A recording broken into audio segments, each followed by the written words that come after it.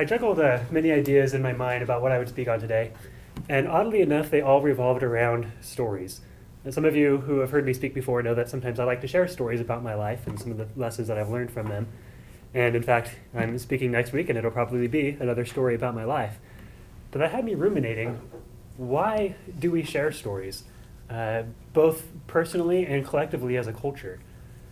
So allow me, while I kind of step back and go a little bit meta on this topic of stories. Madame Toastmaster, fellow Toastmasters, most welcome guests. It's our human nature to thrive on narratives. It allows us to live vicariously through another person, to experience problems that they've faced, or even in fictional stories, to experience a whole new world that we would never be able to live otherwise. As a kid, it teaches us about how the world works, why things are the way they are, and the difference between good and bad, and why we should always choose the good. But that's ironic, because stories, or at least effective stories, are inherently ambiguous. We draw out the meaning that we want from them. You think of some of the most basic examples of the tortoise and the hare.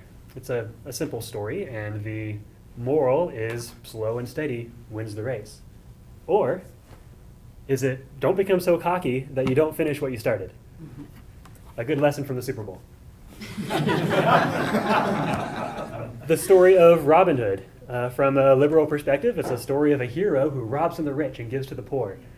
From a conservative perspective, it's a story of a hero who takes from the government that's overtaxing its people and gives it back to the hard workers who earned it. But especially in real life stories, oftentimes one detail can change the whole narrative that we tell about our life. You think of the common story of the entrepreneur who works hard, late night, sacrifices everything. Many people tell him he's crazy and he needs to give up. And eventually he's forced to quit and files for bankruptcy. So the lesson of the story is listen to your mentors and set realistic expectations. Now, if that had been a little bit different, if he had worked tirelessly, sacrificed everything, and right when he's about to quit, he scores a major multi-million-dollar contract, then the moral of the story is never give up on your dreams. Don't let anybody tell you you can't accomplish what you want. Sometimes, even the details can be exactly the same. How many disputes and relationships are about a series of events that are exactly the same from both perspectives, and yet the argument is, no, that's not what happened. This is what happened.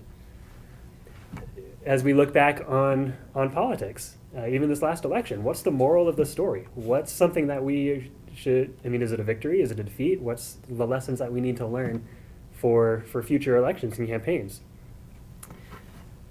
And yet, when we identify a story with a clear moral and purpose, it's powerful. It resonates. That's why we share them. It draws people in, and it gives them a purpose that they can carry forward with. Stories develop our culture. You think all throughout history, ancient civilizations that were defined by their origin story.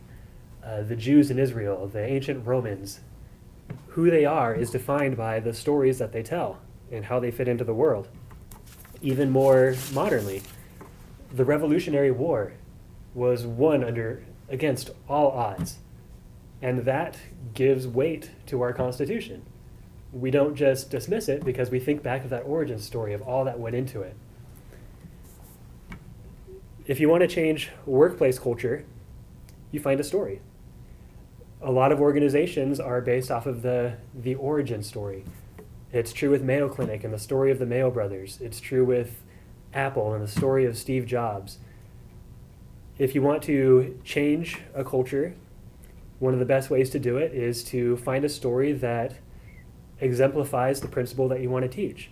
A story about the employee who sacrificed everything and saved the company. A story about selflessness, of the charity and goodwill that we accomplish. It makes people feel proud. It unites them. It pulls us all together. And stories, especially about us, are a very powerful way to teach our children. I want to quote from a 2013 article in the New York Times called "The Stories That Bind Us." Dr. Duke's wife, Sarah, a psychologist who works with children with learning disabilities, noticed something about her students. The ones who know a lot about their families tend to do better when they face challenges, she said. Her husband was intrigued. and along with a colleague, Robert Fivish, they set out to test her hypothesis. They developed a measure called the Do You Know scale that asked children to answer 20 questions. Examples included, do you know where your grandparents grew up? Do you know where your mom and dad went to high school? Do you know where your parents met? Do you know an illness or something really terrible that happened in your family? Do you know the story of your birth? Dr. Duke and Dr. Fijish asked these questions of 4 dozen families in the summer of 2001 and taped several of their dinner table conversations. They then compared the children's results to a battery of psychological tests the children had taken and reached an overwhelming conclusion. The more children knew about their family's history, the stronger their sense of control over their lives, the higher their self-esteem, and the more successful they believed their families functioned. The Do You Know scale turned out to be the best single predictor of children's emotional health and happiness. In our lives, we have an innate desire to draw meaning out of chaos. What's the purpose of my life? Why did this bad thing happen to me? Was that really a coincidence? And we can answer those questions through narratives.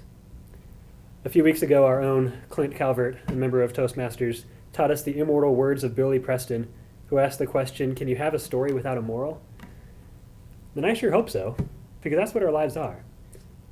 But why would we? When our lives can be so much more richer, so much more deeper, and we can unite ourselves together when we have and tell stories with a moral. And I'm Toastmaster.